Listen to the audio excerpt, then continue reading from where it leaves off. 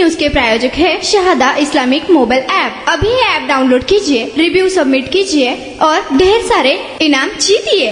आता ग्वाल्हेर मधून एका सुनेचा भयावह व्हिडिओ समोर आला आहे, ज्यामध्ये आरोपी सून तिच्या सासूला केस धरून ओढत मारहाण करत असल्याचे दिसून येत आहे। दरम्यान सुनेचे आई वडील देखील तिच्या पतीला मारहाण करत आहेत। हा व्हिडिओ सोशल मीडियावर व्हायरल झाला असून आता पत्नीकडून त्रास सहन करणाऱ्या पती आणि सासूने पोलिसांची मदत घेतली आहे। पतीने पत्रकारांना सांगितले, मला भीती वाटते की मेरठ घटनेप्रमाणे माझी पत्नी मला आणि माझ्या वृद्ध आईला मारू शकते। पतीचा दावा आहे की हे सर्व मालमत्तेच्या ताब्यासाठी आहे। या प्रकरणात आरोपी पत्नीची बाजू अद्याप पुढे आलेली नाही। खरं तर हे संपूर्ण प्रकरण ग्वाल्हेरच्या इंदरगंज पोलीस स्टेशन परिसरातील आदर्श कॉलनीशी संबंधित आहे। येथे राहणारा विशाल बत्रा हा कारच्या सुटे भागांचे दुकान चालवतो। आदर्श कॉलनीमध्ये त्याचे घर आहे आणि त्याच्या घराची किंमत सुमारे 2 ते 3 कोटी रुपये असल्याचे सांगितले जात आहे। तो त्याच्या आई सरला बत्रा, त्याची पत्नी आणि 2 मुलांसह राहतो। विशालच्या म्हणण्यानुसार काल पहाटे त्याच्या पत्नीच्या माहेरच्या घरातील काही लोक त्यांच्याकडे आले आणि त्याला मारहाण करू लागले। सर्वात आधी त्याच्या सासऱ्यांनी त्याच्यावर हात उचलला, त्यानंतर त्याने विरोध केला तेव्हा त्याच्या मेहुण्याने त्याला मारहाण करण्यास सुरुवात केली। विशालच्या आई सरला तिच्या मुलाला वाचवण्यासाठी आली तेव्हा सून पहिल्या मजल्यावरून खाली आली आणि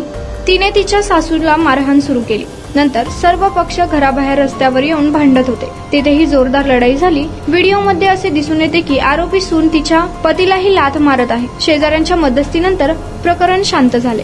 विशालच्या मते ही संपूर्ण घटना 1 एप्रिल रोजी घडली। 1 एप्रिल रोजी घरात हा वाद झाला। त्यानंतर विशाल बत्रा 2 एप्रिल रोजी पोलीस स्टेशनला पोहोचला आणि त्याने आपल्यावर झालेला अत्याचार कथन केल्यानंतर FIR दाखल केला। तो म्हणतो की तो पती किंवा पुरुष असल्याने पोलिसांनी त्याची FIR नोंदवण्यास टाळाटाळ केली।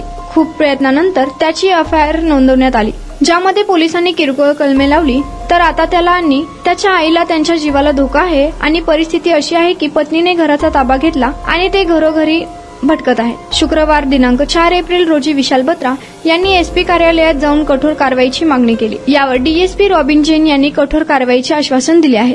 शहादा एक इस्लामिक मोबाइल ऐप है जो आपके दीन के सफर को आसान बनाता है। इसमें हर मुसलमान की जरूरी खिदमत के लिए कई फीचर्स शामिल है। ये ऐप पूरा मुफ्त है और बिना किसी एड्स का है।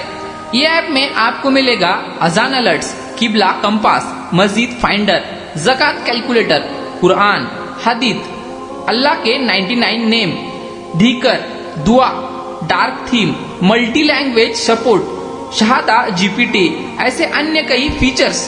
तो अभी ऐप डाउनलोड करने के लिए QR कोड को स्कैन करिए, रिव्यू दीजिए और कई सारे इनामात जीतिए।